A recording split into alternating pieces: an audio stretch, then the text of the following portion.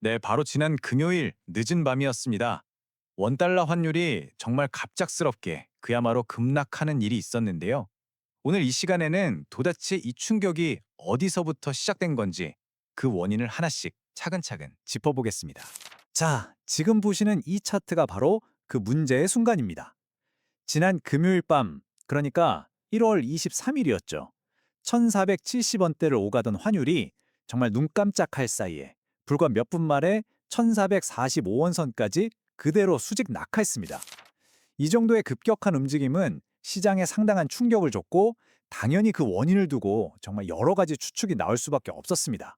그럼 이 갑작스런 충격파는 과연 어디서 시작된 걸까요? 시장에서 가장 먼저 나왔던 이야기는 역시 우리나라 외환 당국이 개입한 것 아니냐는 것이었습니다. 하지만 여러 정황을 따져보면 그럴 가능성은 사실상 낮아 보입니다. 오히려 모든 증거는 한 곳을 가리키고 있었는데요. 바로 일본입니다.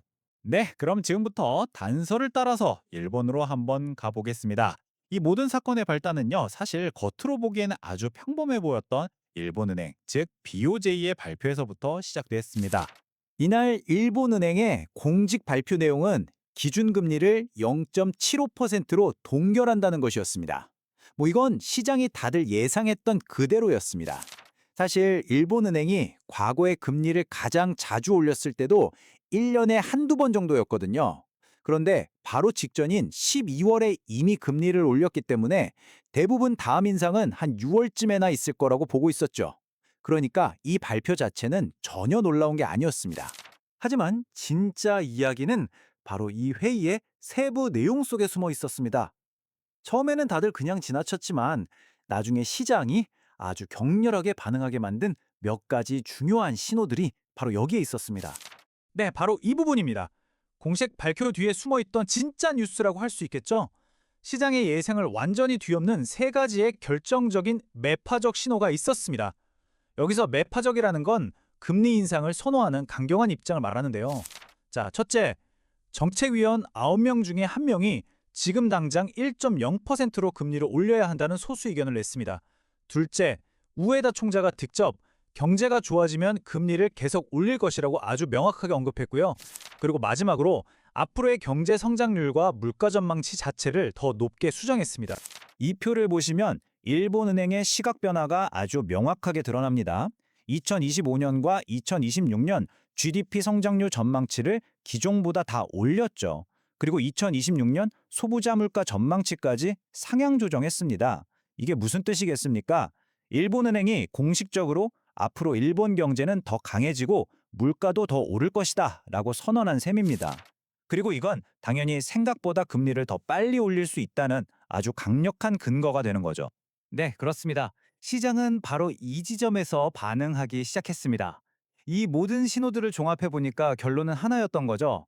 아, 일본의 금리 인상이 생각보다 훨씬 더 빠르고 강하게 진행될 수 있겠구나.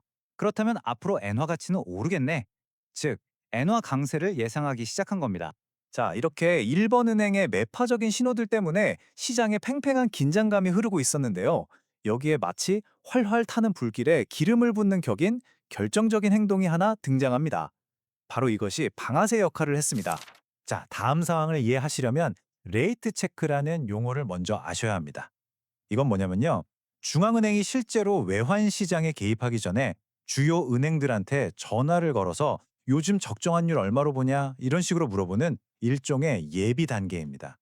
시장에서는 이걸 곧 정부가 개입한다는 아주 강력한 경고 신호로 받아들입니다. 그런데 이번 레이트 체크가 시장에 던진 충격이 더 컸던 이유가 있습니다.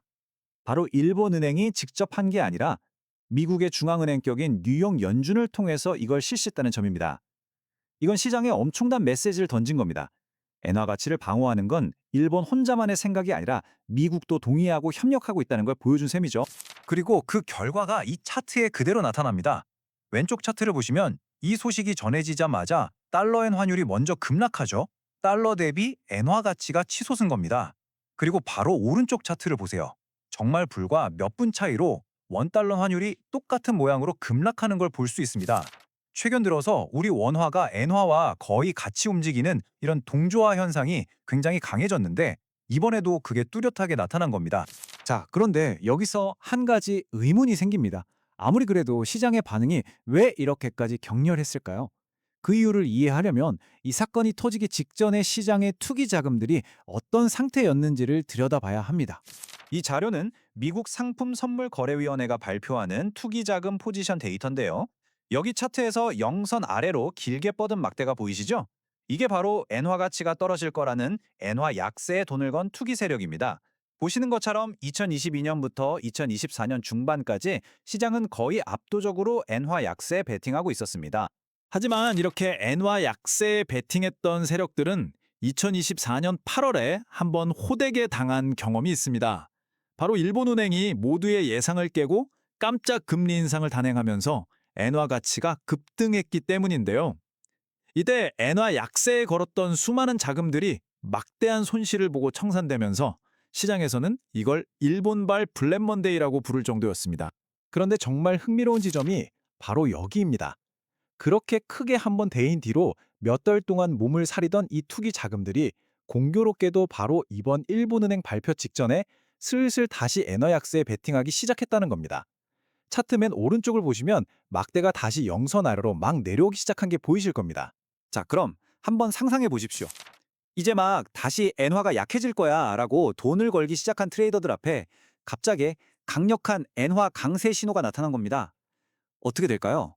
그야말로 완벽한 패닉의 조건이 만들어진 거죠.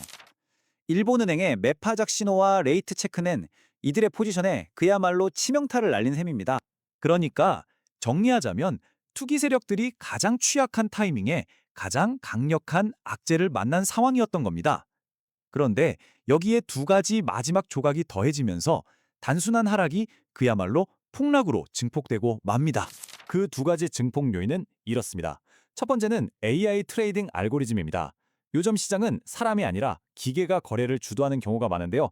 이 자동화된 시스템들이 엔화의 움직임을 중요한 지지선이 무너졌다고 인식하고 기계적으로 매도 주문을 쏟아내면서 하락의 하락을 부르는 악순환을 만들었을 가능성이 큽니다. 그리고 두 번째 결정적인 요인은 하필 금요일 밤이었다는 점입니다. 아시아 시장은 물론이고 유럽 시장까지 모두 문을 닫은 시간이죠. 트레이더들 입장에서는 지금 당장 팔지 않으면 주말 내내 이 위험한 포지션을 그대로 들고 가야 한다는 엄청난 심리적 압박에 시달릴 수밖에 없었습니다. 자, 오늘 메르노트입니다. 옷을 입을 때 레이어드해서 입는 경우가 있다. 두꺼운 옷을 한 벌 입는 게 아니라 얇은 옷을 겹쳐 입는 것이다. 얇은 옷을 겹쳐 입으면 의외로 따뜻하다. 하나하나는 큰일이 아니더라도 비슷한 시간대에 겹쳐서 터지면 일이 증폭되는 경우가 있다. 이것을 레이어드 리스크라고 부른다. 레이어드 리스크가 금요일 밤에 일어났을 수 있다.